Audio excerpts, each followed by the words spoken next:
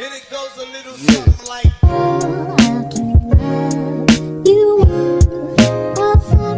Hi mga ka-CM.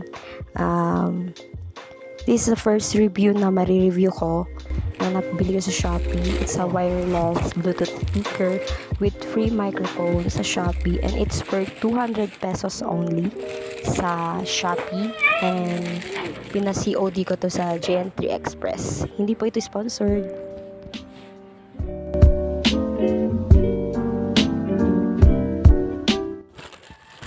So, ito na nga po, na in-unboxing ko na po yung box from GNT.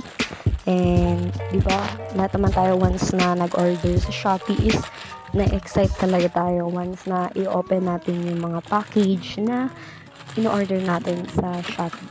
And, ayan, sinisira ko na siya. Yung dahan-dahan na kasi mamaya madamage yung nasa loob. So, dahan-dahan lang. Yung tatanggal ng plastics. Yun. Tips din pala pag order kayo sa Shopee, lalo na yung mga speakers, yung mga gadgets. First, dapat kontakin nyo muna yung bibilhin nyo ng mga gamit. Tapos, sabihin nyo na dapat ipa-double check or ipa-double wrap yung mga packages. Kagaya nitong akin, pina-double ko talaga to. Pero parang isang double lang to. Pero okay naman.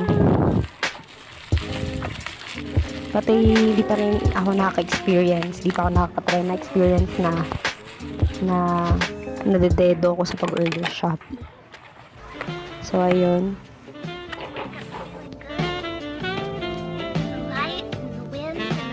So, eto na nga yung mga accessories na kasama sa speakers. So, ayun, pinubuksan ko na.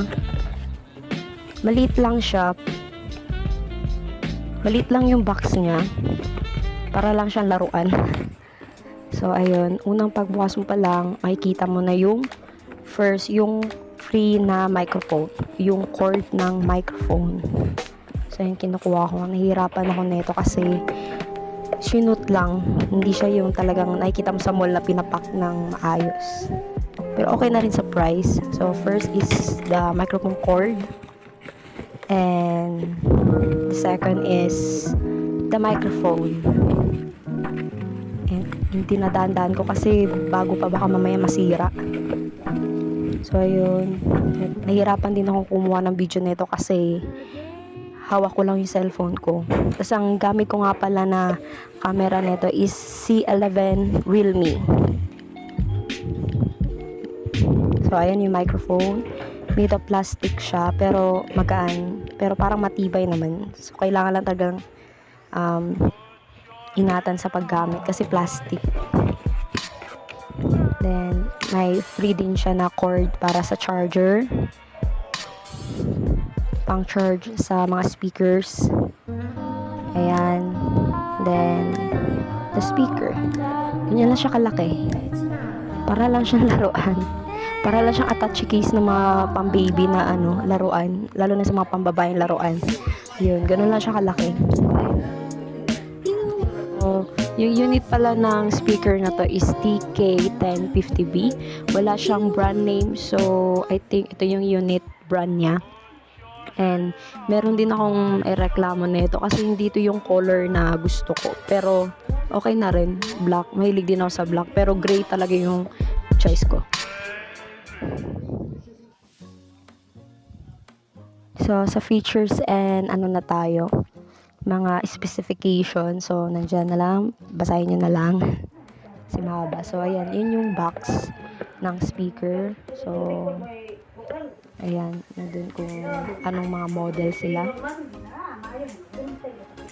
Ayan. Yung mga specification, mga features ng speaker. Meron siyang Bluetooth, may FM. Pwede rin siya pasakan ng mga USB ng ng charger, saksakan ng charger.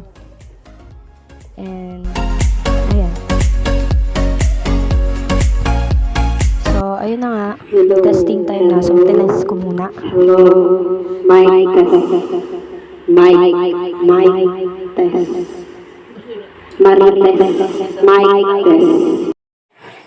Till I met you, I never knew that love was till I met you.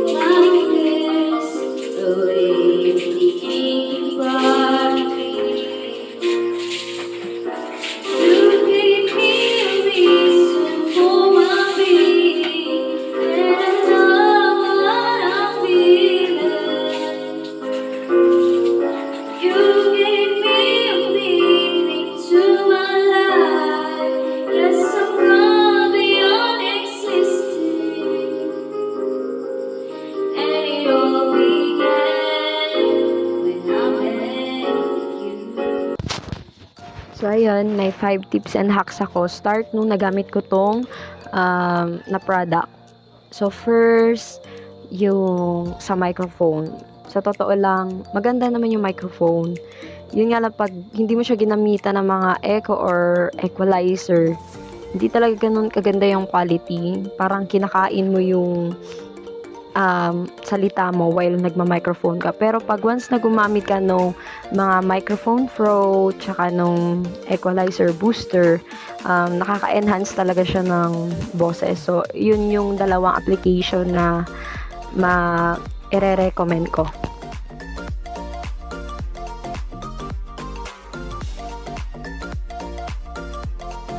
So, ayun, yung number 2 na tips and hacks na masashare ko is yung speaker. Mas maganda siya ilagay sa mga kulong na spaces. Napansin ko yun kasi tinry ko siyang ilagay sa mga kulong na space. Mas lalo siyang lumalakas. Malakas naman yung mismong speaker, pero once itatry mo siyang ilagay sa mga tagong spaces, mas lalong malakas yung tunog ng speaker nyo. Yun yung napapansin ko. And mas maganda yung tunog na lumalabas. Para siyang, alam mo yun, malaking speaker talaga. Ganon yung quality na nailalabas niya. So, ayun. Tips and hacks number 3 na tayo. So, yung tips ko naman sa number 3 is yung mga chords ng microphone and chords ng charger ng speaker. So, napansin ko hindi siya ganon ka-durable. Alam naman din natin na yung price is napakamura lang. So, worth it naman din naman siya sa price. Pero, kung gusto mo talaga pang matagalan magamit, yung mga freebies na binigay nila, mas prepare ko na okay gamitin yung mga protector cord ng laptop. Kasi yung protector cord ng laptop is malalaki. Kasyang-kasya siya dun sa cord ng microphone. And yung sa USB naman ng charger sa speaker is maganda rin siyang gamitan ng cord ng cellphone, or kahit yung cellphone nyo na lang ng mga charger is kasyang-kasya naman siya dun. So, ayun. Yung tips and hacks number 4 ko naman ay yung about pa rin sa microphone. So, kung gusto mong hindi ganun mag-echo yung microphone mo habang kumakanta ka, di ba biglang napakatinis na ingay galing sa microphone mo. So, ang technique doon na napansin ko is ilayo mo ng 1 meter yung cords doon sa speaker. Or kahit mga 0.5 meters. So, kalahati lang ganun. Hindi na yan mag-iingay. I assure you. Kasi yun din yung na-experience ko nung binili ko yung speaker. Tinry namin ng kapatid ko.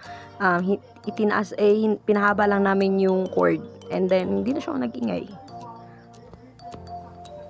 Yung last na tips ko and hacks number 5 ay yung pag-charge natin ng speaker. So, nung una gamit ko nung speaker namin, hindi ko muna siya chinarge. Hinayaan ko muna siyang gamitin namin. Kahit mga 3 kanta, 4 na kanta, hayaan nyo muna siyang parang, alam yun, malolobat. Kahit mga 5 kanta, ganon.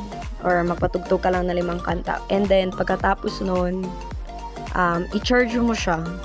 Tapos, nag-try din ako mag-ask sa ibang YouTube channel kasi hindi ko rin naman siya alam gamitin ng first. So, tinanong ko kung ilang oras ba dapat i-charge yung speaker. Sabi nila is 1 hour. Pero yung akin, hindi lang 1 hour yung ginamit ko pag-charge. Umabot din siya mga 1 hour and a half or mga 2 hours para talagang, alam mo yun, mapuno.